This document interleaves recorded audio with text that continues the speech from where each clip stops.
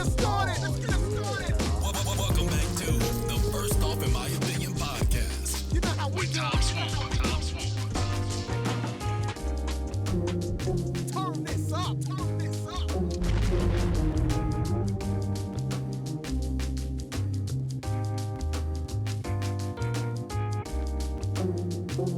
How are y'all feeling tonight? How y'all feeling tonight, my good people? You could have been anywhere in the world tonight, but you chose to be here with me. So anything that happened that's extra ignorant, just know you chose to log on. Appreciate y'all. So tonight's show, the more toxic, the merrier, if you will. We have this phrase that's going around like crazy: toxic people.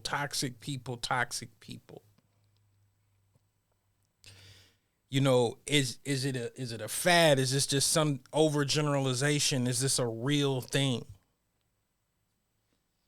I'm here to tell you that it is very much real. These people are here to stay. We're going to get into a few different things about this topic. I want you guys to chime in the comments. If you're in a situation, you know someone in a situation, we're going to try to, put a narrative to this situation, give some people some assistance, some advice, and help out where we can tonight, or just get super duper ignorant with it. So, but first, I got to do my little housekeeping stuff. So right now, if you guys are watching live on Facebook, please just share the post, comment, please, and, try to grow the audience. We just hit 2,000 downloads last week, so I'm really excited about that. The numbers are growing on YouTube. We got a few people who tune in that watch live on YouTube. Subscribe to the channel, thumbs up, bell notifications, all that jazz. But yeah, I'm gonna do callers in a second. I put that on the screen, but I'm gonna do that in a second, not right now, because we got to define this thing real quick. Sorry, I think I'm a little stuffed up. I ran into 4 seasons in Ohio today. You know what I'm saying? I woke up, it was, fall, then it, went to spring, all that stuff. So let's put it up on the screen. Let's define this thing real quick. All right, what is a toxic relationship? All right, Dr. Lillian Glass, a California-based communication and psychology expert who says she coined the phrase or term in 1995's book, Toxic People, defines a toxic relationship as any relationship between people who don't support each other, where there's conflict and one seeks to undermine the other, where there's competition, where there's disrespect and lack of cohesiveness. I want to go back in this part because it's a few jewels in here. For one, this term has been out since 1995. That's one. And then the second part defines a toxic relationship as any relationship. And that's where I feel like that's the key right there. Any relationship, not just, oh, this is my significant other. No. Oh, this is my mom. Oh, this is my dad. This is my sister. This is my cousin. This is my coworker. This is my friend. Toxic people are just that, toxic people. So I think once you establish that, first and foremost, that, toxic people aren't the people, and then it's not even the people you're connected to it sometimes. Sometimes it's the people you just see or and you just, you get a whiff of their stench and the trash that they be on. And I go the other way. So let's talk about some toxic traits if you will. Some things that are these toxic people do. Some things that, they bring to the table. Lack of support. Toxic communication. Jealousy. Controlling behaviors. Resentment. Dishonesty. Patterns of disrespect. Negative financial behaviors. Unpack that just for a second. Lack of support. Now, I don't think, any and everybody should support everything that you want to do. We do live in a culture where people be like, if you disagree with what somebody wants, oh, he's a hater. No, he's not a hater. You just don't support what you do.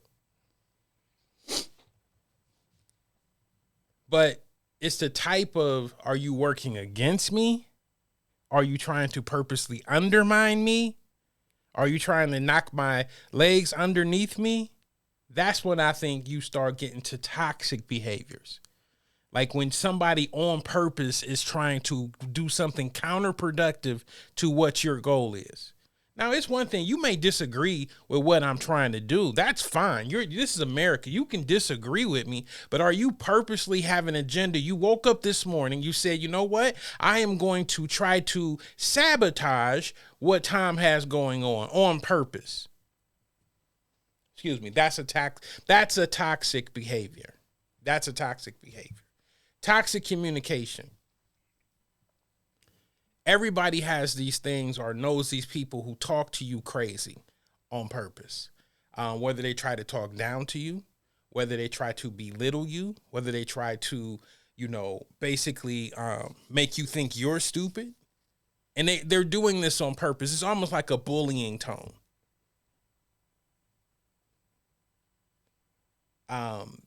Doing things to basically vocally, pull your card. Press your buttons. On purpose. And my whole thing is, it's the on purpose part that bothers me. It's the on purpose part. Whether it's lack of support, whether it's talking to me reckless, you're doing it on purpose. Jealousy. Now, jealousy is one I think everybody deals with to a certain extent. And the fact, the person that typically is jealous of you, that's the degree of how much it hurts. If that makes sense. Because for me, sometimes it's the people close to me that you don't know feel like they're in competition or jealous of you. And you like, there's no reason to be jealous of me. We're going to win together. And it's like, no, because they secretly don't want you to win. To keep it all the way honest and real, they secretly don't want you to win. Controlling behaviors. What's a controlling behavior? Everybody knows this person. Everybody knows Pam from the staff meeting, who's not in charge, but somehow seems to be talking right now, telling people what to do. Everybody knows her. She gets on my nerves with them kitten heels. Hold on one second. So, I guess controlling behaviors, and then like in a relationship, that person who tries to control everything you do, control how you think, control who you hang around, basically trying to make you live how they want you to live. A controlling behavior. Resentment. Everybody, I have seen people who have been in relationships for 4 and 5 years together, live together, and resent each other, or one person resents the other person. Just toxic. Just toxic. First chance you get, man, she thinks she all that because she got that little $7 raise. Man, that's resentment. That is resentment. And the thing is, you got to be careful about how people say these things, because they'll make it seem like it's okay, but actually you could just tell they resent you for it. You know what I'm saying? Like they sort of like them little side jabs, like Like, they wasn't a big deal, but they literally threw shade on you. People resent you. In a relationship. How you in a relationship and you resent me? That's crazy. Dishonesty. I'm gonna tackle dishonesty and patterns of disrespect together. Dishonesty, I mean, is clear cut. I can't trust you. And I mean, so FYI, I be getting comments from both the people on Facebook, and I get comments from people on YouTube. For some reason, the YouTube comments don't pop up on the screen. Only I can see them. So, you know, sometimes they'll say something and it's sort of funny.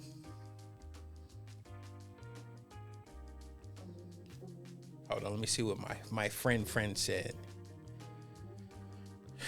I missed the first few minutes, but I had men jealous of me before. And listen, I struggle with this so much. And I've heard women say this before, like they've been in a relationship where a man is jealous of them. And it's like, is jealousy a character flaw? Because it's like, it doesn't seem like a person should actually be jealous of you. It just seems like it's something deeper at work. And hold on, because I missed, but let me go back so I finished off this list real quick. Hold on, my fault, wrong screen. Patterns of disrespect. Patterns of disrespect. Let's finish this real quick. I would say a pattern of disrespect is just somebody doing something over and over again to undermine, to disrespect, or an action of betrayal over time. Now, let's unpack that. Every one of y'all got a friend that y'all keep giving chances to, and they keep messing it up over and over and over again. It might be little stuff, but you can't trust them. They betray you. They throw shade. It's a toxic individual. Toxic as hell. And I guess once I get to the end of this, I'm gonna get into my second part. I just be hitting buttons, y'all. Negative financial behaviors. Listen, this has been a problem with me dating, with me trying to get to know people, period. Negative financial behaviors. And I'm not here to count people's money or tell them what to do with their money, but there's a way you move with money that can move counterproductively to a relationship like dating, from letting it progress. I'm going to give a story. I'm not going to say any names. I'm going to give a story in a situation. Y'all probably going to say, Tom, you an asshole for that. So I was talking to a girl. This is probably a few years ago now. And she, every time we went out, red bottoms, Gucci belts, nice purses, all this stuff, We go out, have a good time. She was, had a really prestigious job. I'm telling you, y'all about to get mad at me. I'm telling you right now. And she, so she texted me one day and she was like, Tom, can you cash at me $37 and like some change? I was like, $40 in my head. I'm like, $40? You need $40? And my, I sent like, I can't even cash app nobody $40. So I sent her $100. And she was like, thank you. Cause they're at my house and they're about to cut my water off.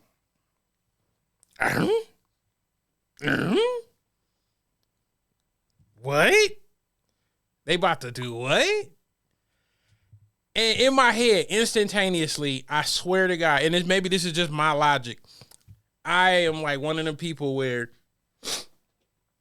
you would have been better off asking me for $400 instead of $40, because now I think you make bad decisions in my head financially. Because I'm like, they just don't cut your bill off for that amount. So it's like, what are you doing? You know what I'm saying? Like, that's a person I feel like those financial decisions would move counterproductively to a relationship.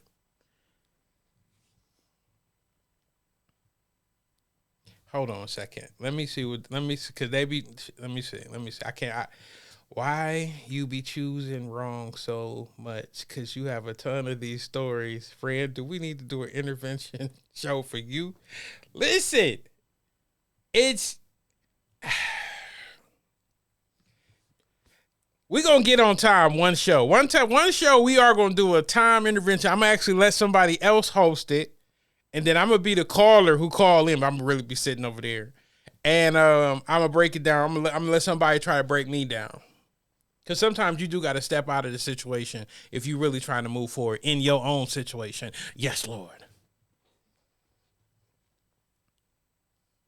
Thank you, Tremaine. Thank you. Yes, thank you. This is an excellent hoodie tonight. I mean, I just think, and then people who, like, I've had friends who've been like, man, this dude make good money, but he always broke. This dude go out every weekend and spend all his whole paycheck. I got friends that, I remember when I was working, they make, $2,000-$3,000 a week get paid on Friday. By Monday, excuse me, they're, hey, you think you can float me 50 to Friday? I'm like, nigga, what? Toxic behaviors, fam. Toxic behaviors. And you have to be able to identify this stuff. You have to. And it's like, everybody knows this person. So this is the kicker. If you're in a relationship with this person, if you have this person as a friend, you're connected to these toxic people, what you have to understand is you're not qualified to fix them. You're not. You have no degree in therapy. You're not an intervention specialist, none of that. Sometimes you just have to sever the leg. You have to cut it off. Or modify how you deal with them, because you can't fix them. And I feel like that's the part of it that people get locked and trapped into, is the fact that they feel like, oh, let me fix this person. I see potential in this person. I can change this person. I can assist this transformation in this person. You are not equipped to do that. Change has to come from the person. I can tell you sorry every day. I can be like, I'm sorry for this. I'm sorry for that. I'm sorry I did that. But if I don't modify my behavior, I am not sorry. If I keep doing the same thing to you, I am not sorry. I am inflicting punishment on you, and you are accepting it, and you are showing me how to love you, or lack thereof. That is toxic. That is a toxic trait. People have been in relationships with the same person for years, going through this same thing. There's a cycle of toxicity. And I guess I want to help people see it, that they're in it. Pull the parachute, jump off the plane. Jump off the plane, pull the parachute. Do it that way. But to just keep doing it over and over and over again, waking up day after day after day in the same relationship, in the same situation, connected to the same people, working at the same job, going to the same university, dealing with the same coworkers and students and friends, and expecting things to miraculously change, that's not going to happen. You either need to change your situation, or that you need to sever the leg. Sever the leg. They got prosthetics. And I use a leg because that's how important the people are to you sometimes. That's why I use leg. Because people, I'm not cutting my leg off. Come on, man, it's my leg. But come on, man. You get gangrene in your leg, it can kill your whole body, fam. Your whole body. Understand, I am not joking when I tell you, you let that thing infect your body, it will kill your body. And that's what people are living with every day with these toxic people. And so now you get to the other part of this whole situation. How do I keep dating the same person over and over again? Am I attracted to toxic people? It's something about the level of disrespect that this person keeps, bringing these people, not even this person, because you moved on. You've cut that guy off. You got a new guy, and he's still bringing the same level of toxicity to your life. And you like, is this me? Am I attracted to, this? Is this something that I'm bringing on myself? And you got to ask yourself, yes, it is you. If you dated multiple people and you keep coming up with the same outcome, yes, it's you. Now, what do you do to change you? And me and the homie, I'm just gonna say the homie across the street. I don't know if she want me to put her out there like that. Me and the homie across the street always be talking about these similar topics and just the level of accountability you have to have with the people you choose versus the good people that actually come in your life. And recognizing those good people. But there's something about these good people that just don't do it for you. They just don't do it for you. Everybody has met a really nice guy that they can settle down with. Everybody's met a really nice girl they can settle down with. Let's just keep it real. They was either crunchy looking, built funny, not exciting, don't, do that thing that you like. You let your little nasty heathen self like. And when you look at what you do like, what De La Monte be doing, you know what I'm saying? What Watermelon E should be doing. You got to ask yourself, do I really want change? Do I really want something different? Am I really just pre-programmed to be attracted to these dysfunctional relationships? Like, is this really me? And you really got to ask yourself, because it's like, I got 3 kids. All they daddies act just alike. Don't none of them help me. I'm 30-something years old.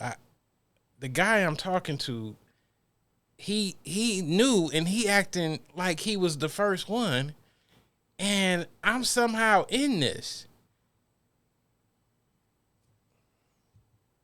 What happens is you either stop, you know what I'm saying? You just halt, just stop. I'm not going to date anymore. I'm gonna work on me. I'm gonna do me. I'm just gonna concentrate on me. I'm just gonna do me. Blah, blah, blah. That's corny. Fix yourself. Sometimes I get this story. I tell people this story. I can't say who it is. Yeah, I ain't gonna say who it is. My cousin met this guy. We was at work first week of work. She started this job. We had been working the job, and like this guy started. And first day he came in, he just looked at her and was like, "Oh my God, she's beautiful." Da, da, da. You could see little birds and hearts going around his head like a little cartoon. And she looked at him and looked at me and was like, "This crunchy nigga, never." He tried his shot. She obliterated his shot. She chasing after this dude, basketball player type, grown infant mentality, big child. A Jody. And she dispatched this dude like multiple times. He was just so persistent with his crunchy spirit. And literally, they have been together happily for 20 plus years. And I say all that to say, yes, we be attracted to these toxic people. Yes, we have, whatever's wrong with us, whatever's broken inside of us, we allow and let these toxic people ruin and run our lives. But if you really open yourself up to the possibilities with somebody who's actually a good person, and I take this back to the beginning, because when she wrote that phrase in the book, she was just talking about people. She wasn't talking about a husband, a wife, a coworker. She was just talking about people. So the reverse of that would be, if you let good people into your life, people who, when you see them, their integrity and their character of how they carry themselves as individuals without you in their life is awesome. People who are just good. If you surround yourself with people who are just good, you're going to have healthy relationships. It's amazing the amount of people who are, 25, 35, 45, 55, who have no good relationship history, period. I'm not even talking about boyfriend, girlfriend, husband, wife. I'm talking about healthy relationships, period. I have met women who don't have good friends and they're in their 40s. I've met people who oh, I hate my job. Oh, I don't have good friends. Oh, I'm like, in my head, I'm like, I don't want to be the next on your list. You got to surround yourself with good people. Good people. And sometimes they don't look like you think, you know what I'm saying? They don't have the background you think. They may not, wear all the nice clothes or dress or, do all the stuff these toxic people do, but they're good people. They're good-natured people. Hold on, I got a comment. Let me throw it up on the screen. Screen. Okay, so I tried going outside of my box and dating who I thought would not been toxic. Then this MFer started feeling himself because he bagged me and ended up being just as toxic. Okay, so and the thing is, I've heard that before. Like but this is my thing. I feel like a toxic person is a toxic person. Just because you chose to date somebody who, let's just call him Crunch Nail, like Cornell for Crunch Nail. So Crunch Nail, because he crunchy. Crunch Nail was toxic. He was just crunchy. And a toxic behavior is a toxic behavior. But, the other caveat to that is you have to be accountable for who you are, because we secretly be having some toxic traits as individuals. And we actually, Crunchell probably, he not saying he did, but he could have been protecting himself from you. And because I know I have some things about myself that I wouldn't say I'm aggressively toxic or anything like that, but I have some things that people would probably frown upon about myself. And I'm pretty sure everybody does. So we do have to be accountable for that part. Like I said, but like I said, with the toxic behavior, I feel like that's when you do stuff on purpose. Yeah, that's when I feel like you do things on purpose. Like you almost go out of your way to be an asshole. Like you be like, you know what, I'm trying to get an A today. So how your mama doing? Her beard look dope. Just taking it there for no reason. We have to allow these good people in our circle. And the thing is, it's not really, like I said before, it's not these people. It's just like a good friend. Like, everybody needs a good friend that they can pick up the phone and just talk to and just get a good vibe, good energy. And if you surround yourself with enough people like that, it's going to change your personal culture, how you operate, how you reverberate in the universe. So it's some personal self-work to actually say to yourself, perfect example. Let's say you live a real toxic life. You know what I'm saying? You eat bad. Your job is, crappy, all of this stuff. And let's say you join a gym and the gym's just full of all these people, similar background to you, all the excuses you were using to not go to the gym. You see other people at this gym, with more kids than you, more drama than you, but they still get up and go, right? Working out, getting healthy, getting in shape. Change your diet. You're now feeling good. You're healthy. You change your diet. You're like, you know what? I'm going to look for another job. You look for another job. You start hanging out with people from the gym because you like the vibe that they bring, right? That's the same thing we have to do in period in life. Like, we have to separate ourselves from these toxic people and these toxic behaviors, these toxic traits, these toxic cycles that we are putting ourselves in, and put ourselves in some healthy situations. Healthy. And I struggle with this all the time because I look to some of my friends that I've had my whole life and I can't let them go. No matter what they do, for the life of me, I be holding on to them. I hold on to relationships with people I should really just push out of a moving car.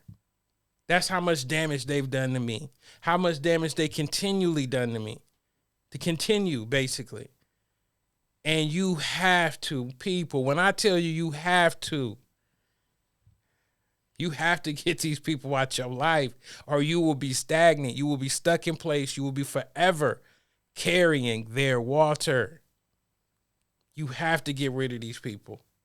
It is not even an option. And I know the struggle of getting rid of these people. I know it. So I'm not talking from you. I'm not talking to you standing on a soapbox saying, you do this and then you'll be perfect like me. No, I'm talking to you standing with you flawed in this mess that I have people I'm connected to that it's been tough to let go.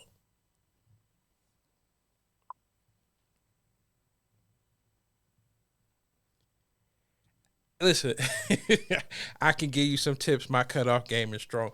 The thing is, most people will tell you that my cutoff game is strong, but it's some people that I think, and this is the damage and the trauma. It's some people that you've been connected to so long that you don't even know it's when I take it back to the leg, like cutting your leg off. It's the idea of actually taking a saw and cutting your own leg off. It's just so foreign. Like, why would I inflict pain on myself to get rid of my own leg? And it's like, I can live with but you don't understand, like, when your leg is infected and the doctor can't save your leg, the doctor then came in the room and he like, look, fam, either you get rid of this leg or it's going to kill you overnight. And you looking at your foot, your good foot, and you looking at your bad foot. And you like, you thinking about it. And you really like, this is my life. But you actually really thinking about it. Like, is there anything else you can do, doctor? The doctor just told you no. That's how messed up we are. That's how messed up we are. We're literally considering dying to keep this bad leg. Man, cut the leg off. They got nice prosthetics now. You can run on them and everything. Saw a dude in the Olympics. How you in the Olympics with a fake leg? Running with regular people. And I think that's the trauma. That's how bad it is. You know, if you be in a relationship with a person, you love this person, but they do nothing but damage to you. Nothing but damage. You can't grow. You looking at your life and you like, I should be so further along. I should be happy at this point, but you're not happy because you carrying around this bad leg.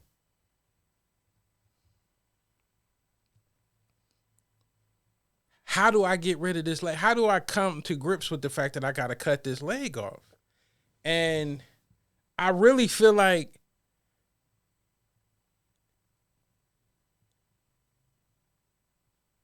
it's a certain level of brokenness and emptiness that we deal with that toxic person feels. Crazy, right? I don't know where I'm going with this, but listen, I feel like these toxic people were connected to the value that they bring. Because I don't want to use the word value, but I think the part that we can't let go is something we believe we need. And that belief leads to that separation anxiety. What does it look like without this person? This person you're entrenched with this person in this situation, this job, this coworker that, you know what I'm saying? You're entrenched. I know people who have jobs that they absolutely cannot stand. They're qualified to work in other places, but actually applying. I've been on my job for 17 years. I've been here for 20 years. Do I want to start over somewhere else? Do I want to leave? I hate it. I'm miserable. I can't stand it here, but I can't let it go. Did y'all not hear me? The doctor came in and said it's going to kill you. It is going to kill you. You have to change. You have to cut the leg off.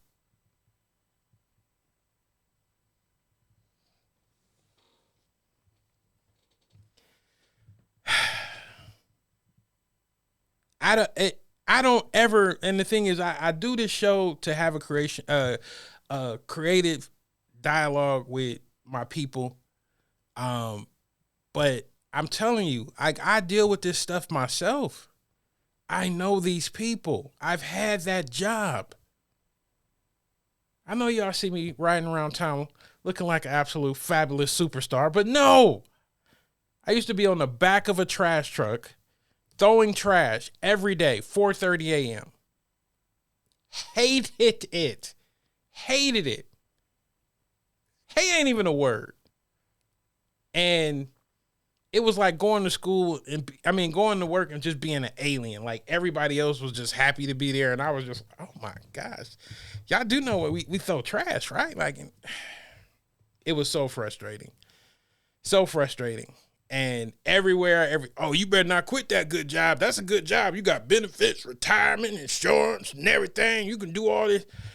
And I just knew, like, yo, this ain't it. This ain't it. And it took a lot to cut my leg off. I mean, it took a lot. So I can only imagine if you in a relationship and you got kids, you got a mortgage, you got car payments, you entrenched financially with this person, and you got to sever the leg, and you like, you almost like you weighing the options of, man, I think I can keep putting up with this. What? Fam, the doctor just told you it will kill you. And it goes back to what I said last week. Time. We always think we got more time. We do not. You do not. Stop acting like you can just keep putting quarters in the machine and get more time. No, you do not know when it's over. That is the whole purpose of this movie. You do not know. So I don't know, people. This is a tough one. And let me see. Love so hard and try to fix them, save them. That's real. That's real. Cause you know what I'm saying? Nobody, cause you gotta understand, a lot of people were abandoned. A lot of people were left for dead. A lot of people were rejected. A lot of people, got ran over. So it's like those people who that has happened to don't want to do it to somebody else.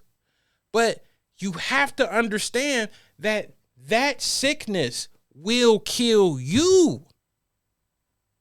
That behavior will kill you. How many times have you cut the TV on and you see man comes home, gets into an argument, shoots wife, shoots kids? That did not just happen. That was not like, oh, I just woke up today and felt. No, he was a toxic person. He was toxic every day. He probably had signs of domestic violence and all kinds of crazy stuff in his past. And that was just the straw that broke the camel's back. And the woman just thought, I can love him through it. You cannot love him through a bullet to the head. You cannot. You cannot. And like, so if y'all familiar with the Miss Pat show, so I watched the show. It's funny. Miss Pat show, come on BT. I get it. I watch BT. So, and she telling me her, she talking to me because, I'll be watching her show and she talking to me and she telling me the story. Like, this woman got impregnated when she was a teenager by a grown man who then shot her in the side of the head. Toxic. And when I tell you, that's not a new story in my neighborhood. That just ain't. It ain't a new story where I'm from. That's the same old story. And until we get tired of it as a people, until we teach our little girls that this is not okay, men aren't supposed to treat you this way, it's going to keep happening.